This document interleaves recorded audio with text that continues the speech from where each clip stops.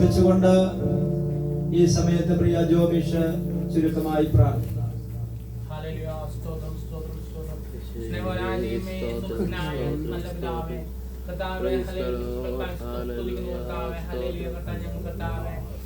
ഞങ്ങൾക്ക് വേണ്ടി കർത്താവേ ഹല്ലേലൂയ കർത്താവ് വർഷങ്ങൾക്ക് മുമ്പ് കർത്താവ് ഞങ്ങളുടെ പാമ്പുക്ക് വേണ്ടി ഹല്ലേലൂയ സ്തോത്രം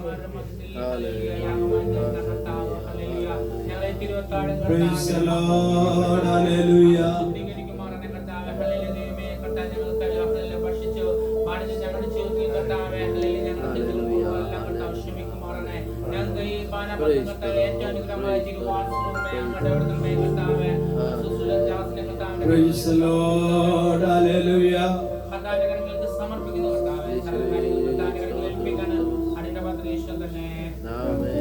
ഒന്ന് കൊരിന്ത്യലേഖനം 11-ാം അധ്യായത്തിന്റെ 23 മുതലുള്ള തിരുവചനം ഇവിടെ വായിക്കുന്നു.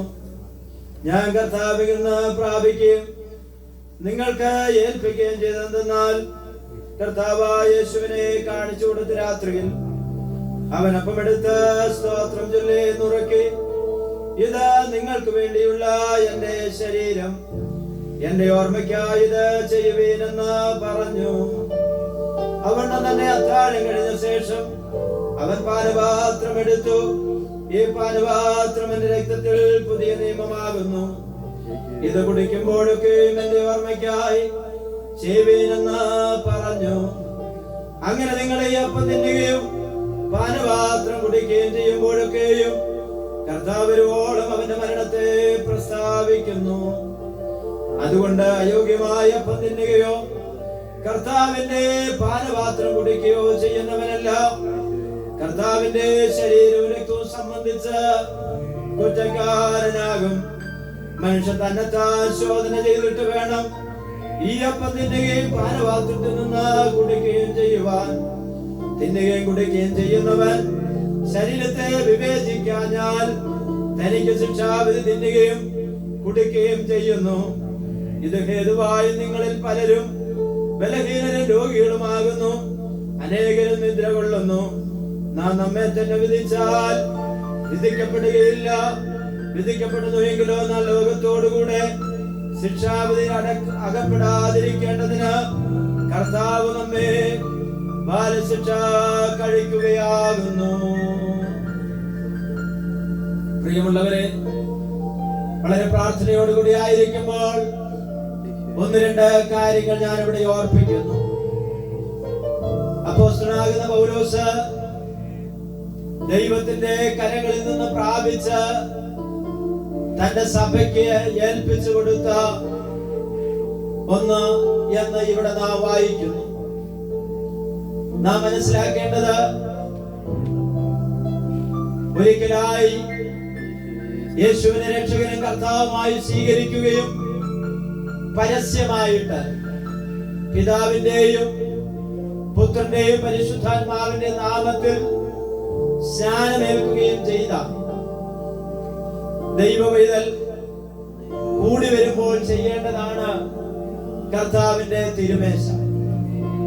അവൻ രക്ഷിക്കപ്പെട്ട് സ്നാനപ്പെട്ട് ദൈവത്തിന്റെ കൃപയിൽ നിൽക്കുന്നു എന്ന് ബോധ്യമുള്ള ദൈവമക്കൾ കൂടി വരുമ്പോൾ ചെയ്യേണ്ടതാണ് ഈ തിരുമേശ. ഇത് 2 ശുശ്രൂഷകളും ഒന്ന് തന്നെയാണ് വിളിച്ചറിയിക്കുന്നത്. നമ്മുടെ കർത്താവായ യേശുക്രിസ്തുവിന്റെ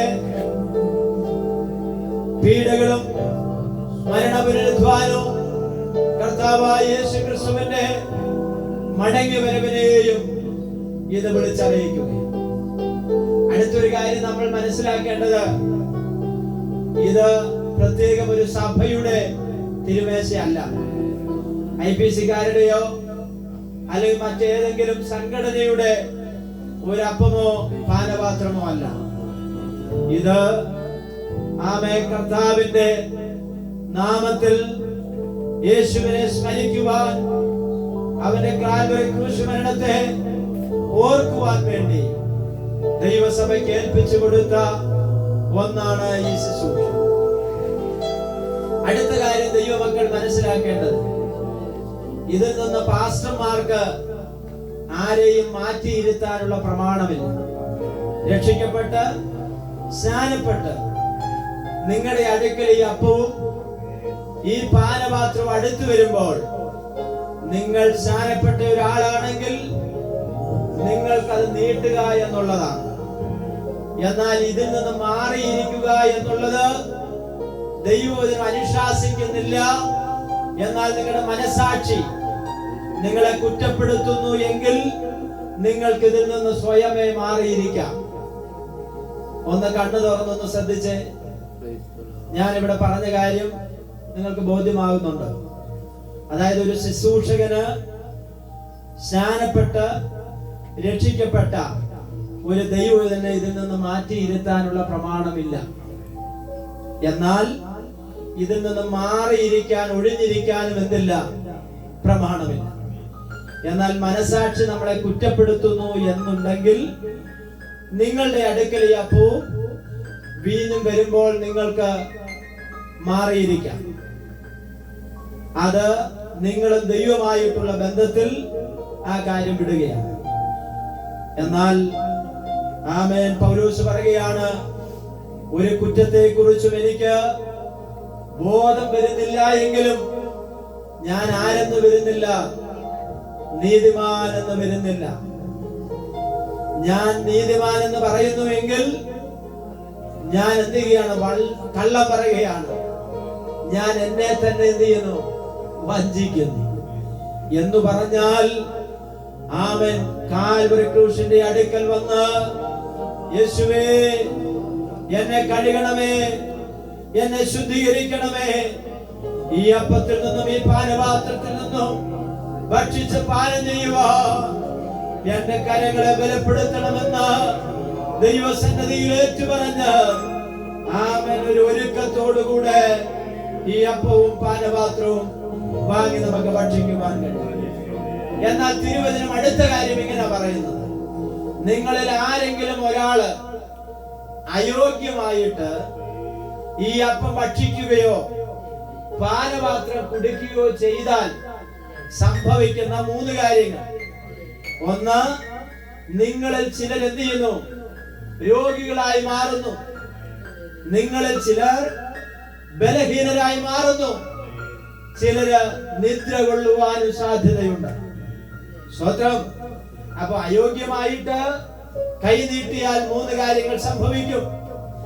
എന്നാൽ ഇത് യോഗ്യമായ നിലകളിൽ ആ ദൈവസന്നിധാനത്തിൽ ഒരുക്കത്തോടുകൂടെ ഈ അപ്പത്തിലും പാനപാത്രത്തിലും കരം നീട്ടിയാൽ ആമേൻ, എന്നെ തിന്നുന്നവൻ ആമേൻ എന്റെ ജീവൻ നിങ്ങളിൽ ഉണ്ടാകും.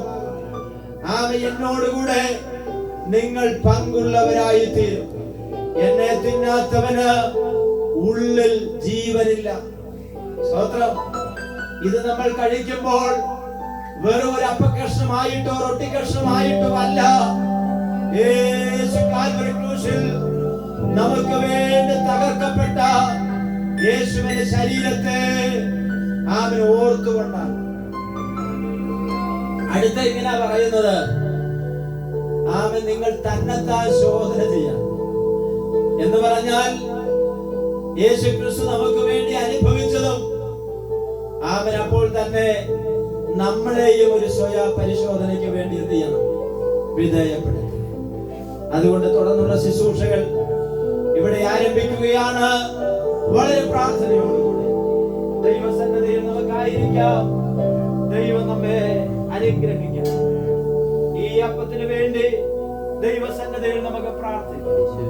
സ്വർഗ്ഗസ്ഥനായ ഞങ്ങളുടെ ദൈവമേ, സ്വർഗീയ നല്ല പിതാവേ, ഞങ്ങളുടെ പാപത്തിന്റെ പരിഹാരത്തിന് വേണ്ടി അങ്ങയുടെ ശരീരം തകർക്കപ്പെടുവാനിടയായി ഞങ്ങളുടെ പാപത്തെയും ഞങ്ങളുടെ ശാപത്തെയും അങ്ങയുടെ ശരീരത്തിൽ ഞങ്ങൾക്ക് വേണ്ടി വഹിച്ചു. ഈ അപ്പത്തെ അങ്ങ് അവിടുന്ന് അനുഗ്രഹിക്കണം.